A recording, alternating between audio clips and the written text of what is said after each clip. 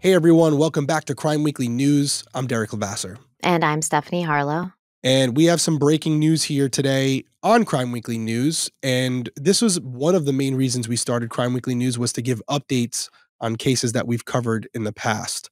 And we have one for you today. I will say this, a lot of you that are following us may already know about it, because I will tell you, with no exaggeration, I had probably, on my personal Instagram, probably 50 DMs. And then on Patreon, we had them in email. I had them on the Crime Weekly email, the Crime Weekly social media, just everyone being like, hey, Asha Degree, sending us the link. So thank you to everybody who sent that over.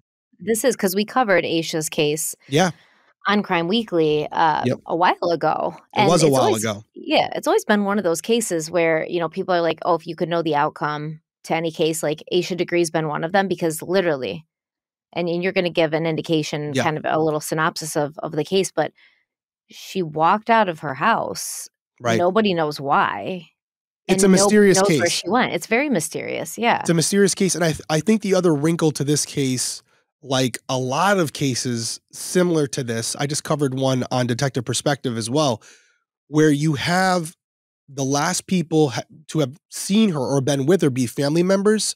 So not only do you have a victim here who's missing, but you had this speculation around the family, right? Why did Asha run away? Are one of the family members involved? And so they go through life not only losing a loved one or not knowing where they are, but also being considered to be potential persons of interest or suspects. So because we don't have those answers. So when you have an update like this, it can serve multiple purposes, although I will say not the best outcome. But let's not bury the lead anymore. We'll get into it. For anyone who hasn't heard of Asha's case, strongly recommend you go back and watch our episode on Asha Degree. It's pretty involved. I can't remember. Did we do multiple parts on Asha? Was it one part? We did multiple parts, yeah. We did do multiple parts, because I remember initially we were referring to her as Asha, and then you guys corrected us. We got it right, and we continued on with Asha. So you're right. It was multiple parts. So if you want to know more about the story, especially with these new developments, now would be the time to go back and watch that series. So just a quick recap. Asha Degree was a 9-year-old girl who went missing from Shelby, North Carolina on February 14th, 2000. No one knows why, but for some reason, little Asha packed her book bag and left her family home, walking along North Carolina Highway 18 in heavy rain and wind. During a search for Asha later that day, some of Asha's belongings were found near where she had last been seen by some motorists, and a year and a half later, her still packed book bag was found buried at a construction site along Highway 18 north of Shelby in Morgantown. Now, just a couple other wrinkles to that, because I got to refresh my memory on the case as well. It's pretty involved what we did. But not only did these motorists see this little girl, I believe walking in white, walking along the roadway, but there was also a potential vehicle that was seen at one point near this unidentified person. It was this green vehicle. There was a photo that was put out by law enforcement. We shared that photo on Crime Weekly. And again, Stephanie's going to tell you more about it, but this could have been a vehicle, I think when we initially talked about it, that might have been a nothing burger, or it could be like the key to the case. So with these new developments, you're going to see why putting that information out there can be critical to solving the case, or at least connecting the dots. The one other thing about the initial findings, and me and Stephanie were talking about this before we hit record, because I was a little clouded on my details, but you found some items. There was like a green pencil. There was some candy wrappers near like a shed and barn. And there was also a photo of a young black girl who still has not been identified to this day. She kind of resembled Asha, but nobody, Yeah, I don't think anybody, weird. Yeah. nobody believes it was her, but they do believe that some of those belongings, including like a yellow hairband, did in fact belong to Asha. And then you had the backpack, obviously. So all of this was found. And yet to this day, 24 years later, no answers, no clue what happened to Asha, which brings us up to today. So police, for the first time in this, decades-long mystery of Asha's case, for the first time, they've now said that they believe that Asha was killed and her body has been concealed. It's very sad. Like Derek said, this is not the outcome that anybody wanted. I think, we get close to these people when we do these cases, and we sort of become attached to them in a way, and that's especially true when they're children, innocent children. And we went into the family dynamics of the Degree family, and they were a good family, and they loved each other. And she had just played a basketball game that night, and her and her brother O'Brien were very close. And you just see this little girl. She left her house. Why? Why did she leave her house? Did somebody ask her to leave? Was she meeting somebody? It kind of seems like that. It doesn't seem like she would just run away. So what happened? And now there's been a bunch of search warrants that have been executed by police.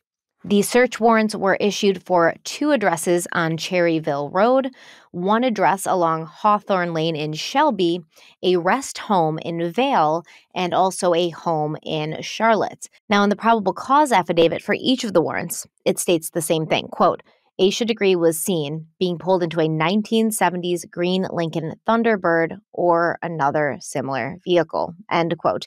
And then later on, that affidavit stated that a construction crew working in the area of Highway 18 in Burke County had located the evidence, which was her book bag, double bagged in black garbage bags, and they turned that over to the Cleveland County Sheriff's Office. Some of the items were identified as belonging to Asha Degree, and other items did not belong to Asha Degree. So the affidavit noted that the items were sent for analysis and that the genealogical data narrowed the samples down to 2 individuals, right? So some of these things that they found belonged to Asha, some didn't. So they took the genealogical data and they found that these 2 individuals, one was Russell Bradley Underhill, and another belonged to a family member of Roy and Connie Dedman, who were listed as the property owners of the addresses on Cherryville Road and Hawthorne Lane. They're also the owners of the North Brooks Rest Home, where these search warrants were executed. The affidavit says, quote, laboratory analysis of collected DNA samples indicated that the likelihood that the hair stem sample of Asha Degree's undershirt is a person genetically identical to the DNA standard collected from Anna Lee Victoria Dedman Ramirez. And apparently this person, Anna Lee Victoria Dedman Ramirez, is the daughter of Roy and Connie Dedman, who are the owners of the addresses on Cherryville Road, as well as that rest home and the property on Hawthorne Lane. So we're seeing all these connections now to this family, the Dedmans. The search warrant now states that the authorities believe Asha Degree was a victim of a homicide and that there may have been a concealment of her death. Now, this article from Fox 8 says, while not explicitly stated, the execution of the warrant was based on the belief that Roy and Connie Dedman may have helped conceal Asha's death. So, yeah, that's a lot, right? That's a lot to kind of start off with. And what do you make of it so far before we go further? Well, it's incredible. It's incredible what DNA is allowing us to do these days. And we hear a lot of times with these cases where law enforcement will come out and say that we're waiting for science and technology to catch up so that they can do more with it. This is one of those cases where they've had the DNA since 2000, and yet it isn't until now that they're able to do something with it. And it's great and scary at the same time, because imagine what they're going to be able to do 10 years from now. Right. So it's one of those situations where I'm really happy to see this is the direction we're going. The margin of error for criminals is getting smaller and smaller, where even just a follicle can result in their apprehension. So it's promising. And I want to get back to it. We'll take a quick break and then we got more to cover, because I talked about the car. There's some children involved. You mentioned one individual that was only 13 at the time when this would have happened. So there's a lot to unpack here. We'll get right to it. Let's take our break, our one and only break. We'll be right back. Getting in credit card debt is so easy. Getting out, well, the system's set up so that we don't. If you're struggling with credit cards, personal loans, collections, or medical bills, you need to check out PDS Debt. PDS provides a service to match you with debt solutions tailored to your financial situation. So if you're making payments every month on your debt, and your balances aren't going down, PDS has solutions for you. Everyone with $10,000 or more in eligible debt qualifies, and there's no minimum credit score required. Both bad and fair credit are accepted, and you can save more while paying off your debt in a fraction of the time. PDS Debt strives to understand your specific scenario, and they can help provide alternative solutions to becoming debt-free. And that's what makes them great, is it's not a one-size-fits-all solution. They're going to, take into account all the details and all the context of your specific debt solution, and then they're going to give you a plan that's tailored to you. And we love PDS Debt, and we hate being in debt. And Derek's going to tell you how you can start getting out right now. That's right. Stop waiting and start saving. Get a free debt analysis right now at pdsdebt.com/crimeweekly. It only takes 30 seconds, so head over to pdsdebt.com/crimeweekly. One more time, that's pdsdebt.com/crimeweekly. So we're back. I'm going to kind of continue on because the authorities obviously are looking at these properties, and they're going to look at the land around the homes. They're going to kind of try to search everywhere. Of course. They were searching the area using ground penetrating radar. They also had specially trained canine units. And on Wednesday, the authorities towed away a green 1960s model car that resembled the vehicle that's being sought in the case. Now, once again, the owner of the property is Roy Lee Dedman. He's 80 years old. So Roy's attorney, David Teddy, gave a statement on Friday. And basically he said, listen, my client has been interviewed by the police, and he's denied any involvement in the disappearance of Asha Degree. Teddy also spoke during a news conference Friday and that night, and he told reporters that he'd viewed search warrants for Dedman's property, and he wanted to address what he called false rumors that were being spread by the community. He said no criminal charges have been filed as of Friday. Nobody's been arrested, and the FBI confirmed that no remains have been found. So Teddy, the lawyer, Dedman's lawyer, he said he believed the search warrant for the Cherryville Road property will be made public next week. Those search warrants are being made public. And he says he doesn't know what's going to happen, but he thinks that it's likely when people read the affidavit, it'll be more clear why there was a search at 621 Cherryville Road and some other locations. And he said, quote, I think there will also be information in that search warrant that sadly will link a person to the circumstances of Asha's disappearance that's no longer living. There you go. He goes on to say, not saying that this person that was named in the search warrant had anything to do with their disappearance, but it's very possible that the person who's no longer here has the answer as to what happened to Asha, end quote, which, I mean, that's kind of convenient, Yeah, well. What's going on here? Here's the thing, okay? We're getting this information just like you guys. But we have covered other cases where when there's DNA found, there can be a transmission of DNA from individuals who've been at that location where the DNA was found and yet aren't involved. So, for example, when we go back to Dedman Ramirez, she was 13 years old at the time when Degree went missing. You're talking about Anna Victoria, right? Yes, exactly. Okay, yes. She would obviously have a right to be at one of those locations. Her parents owned it. Is it possible that she was involved? Of course.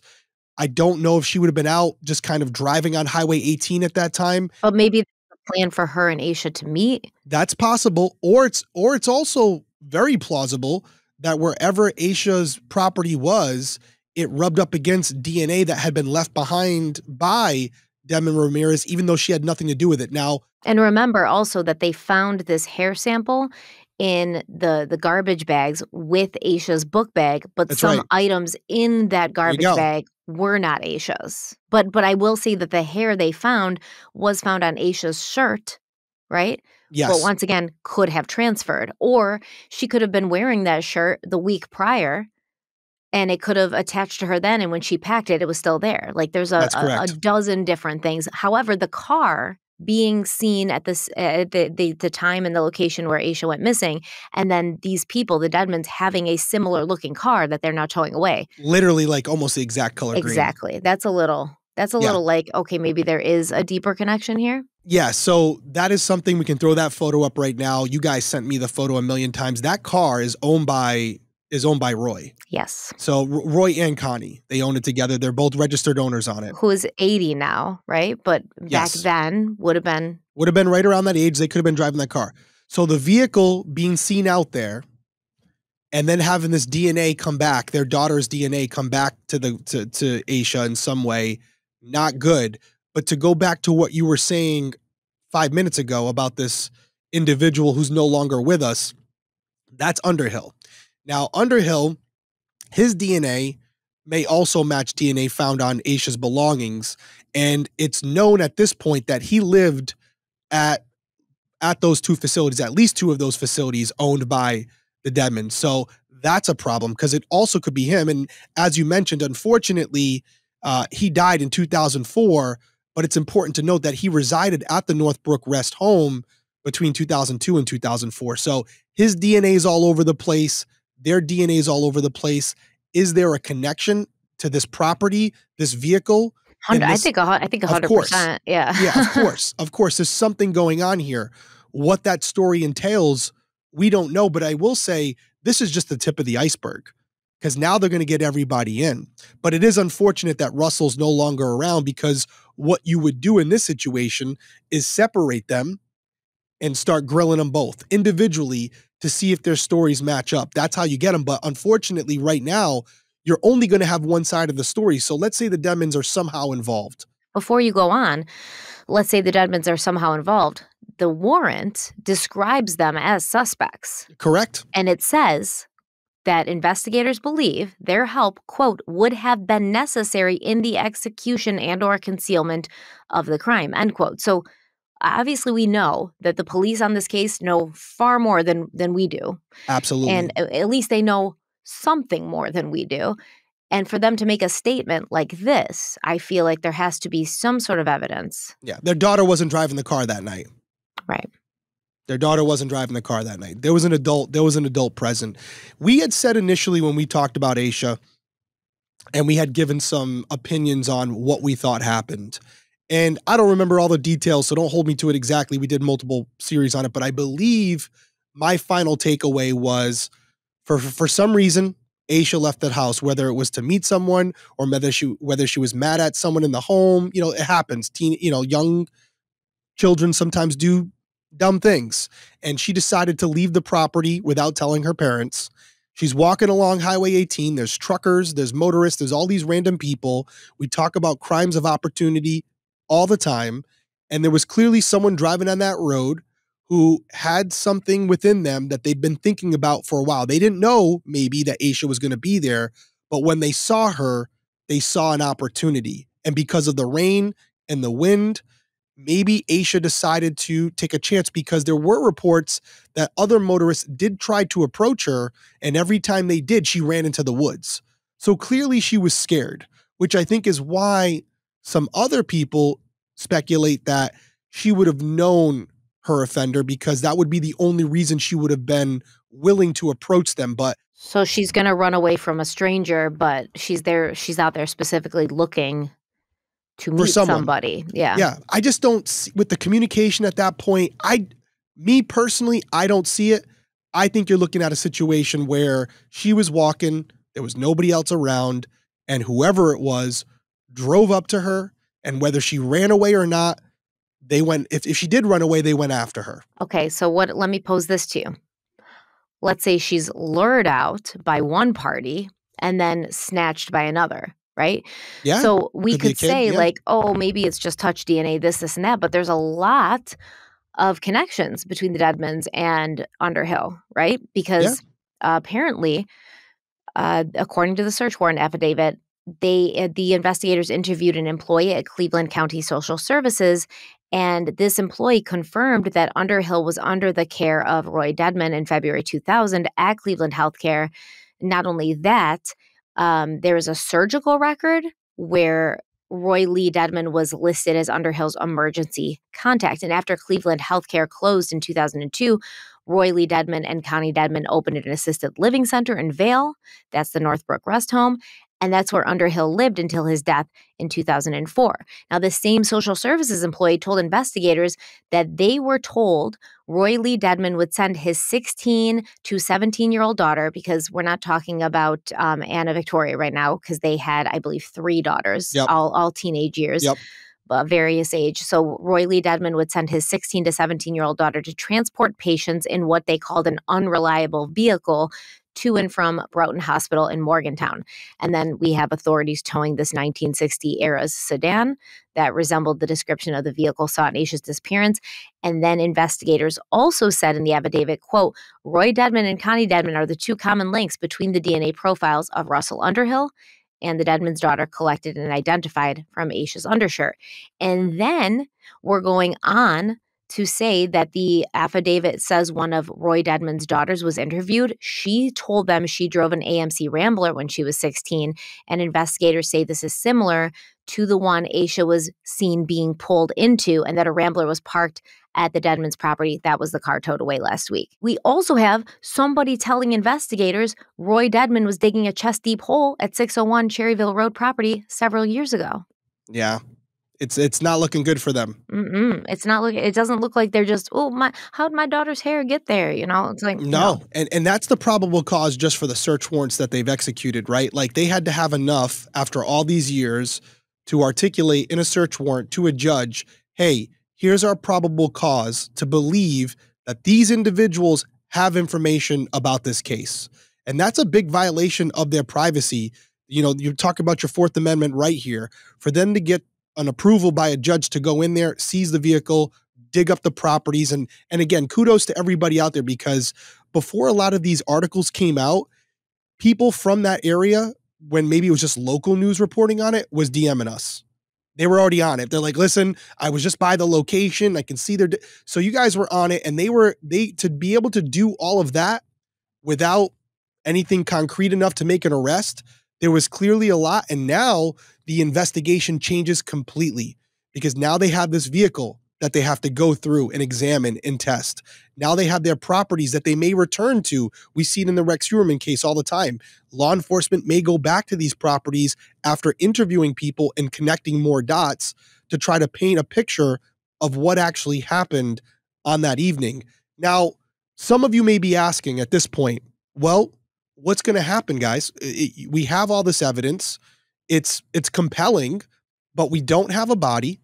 And we're potentially in a situation where let's just say for this conversation, the person responsible, if it is in fact this one person, is no longer with us. So how do you tie it directly to one person? Because as you said, Stephanie, there could be multiple people in play here. I think there is, by the way. I think this goes way deeper than Aisha. Right. So how do you charge someone at this point?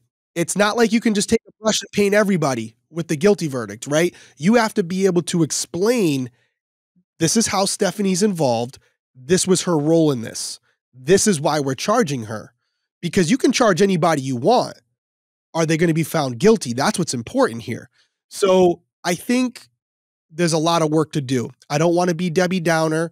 This is amazing news to at least have this. Some families don't even get this.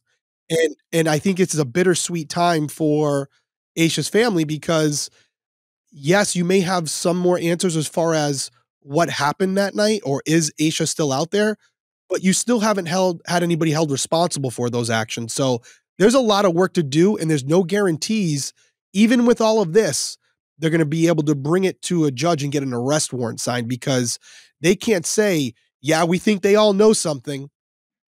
Not enough. Not enough. So I'm really interested to see how this one plays out, because it could be significant for not only this case, but cases like this moving forward, when DNA is at the root of how these cases are being solved. Yeah. And I think, once again, this is, regardless, a huge break. Like, this is a lot of information to go from knowing nothing and basically having it seem like this girl just walked down to the night and vanished in thin air, to having like locations and vehicles and people's names and DNA, timelines, where they were at certain years. Like, this is huge. I have a very, very strong instinct and a sneaking suspicion that, like I said, this case and what happened to Aisha, it didn't just happen to her.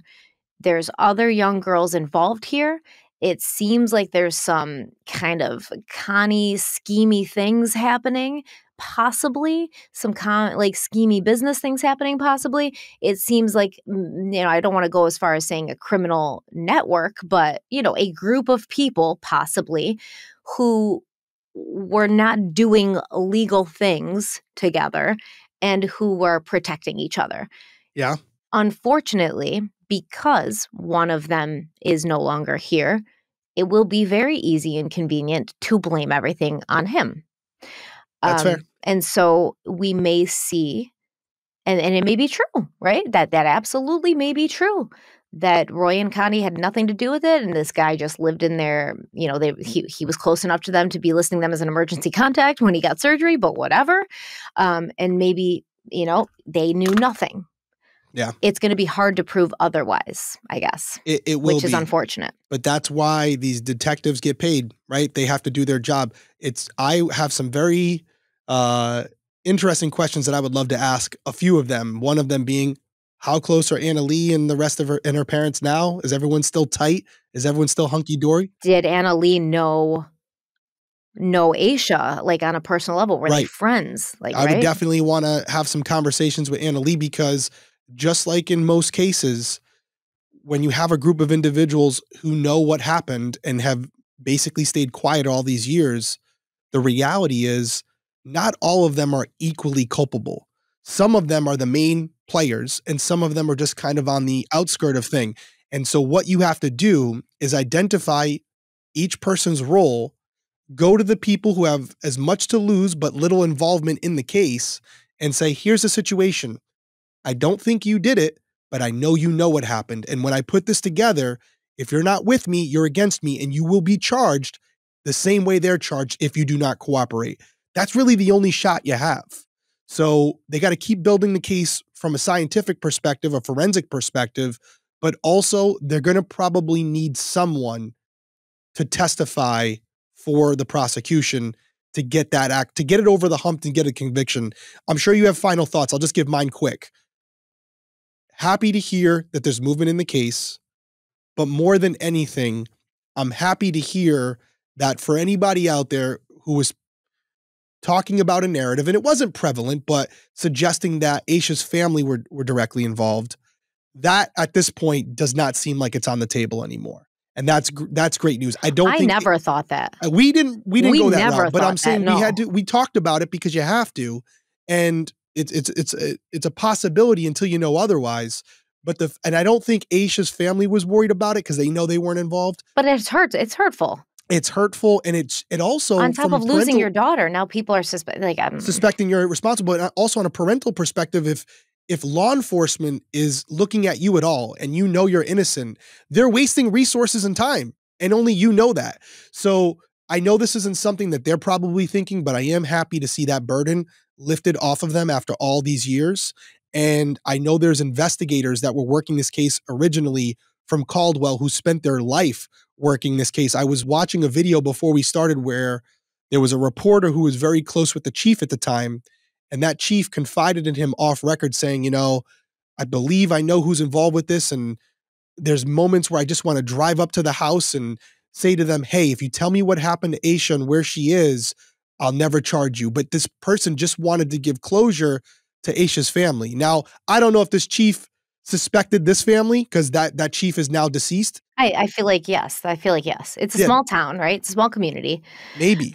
There was something happening, and I hope somebody knows something, like maybe one of the daughters knows something or said something, and I hope that they testify, and I hope they come clean, because I want to know some things. I want to know what they did to that little girl. I want to know why they did it, and I want to know where I can sign up to watch their execution, because honestly, this is disgusting. She was a sweet, sweet kid, 9 years old.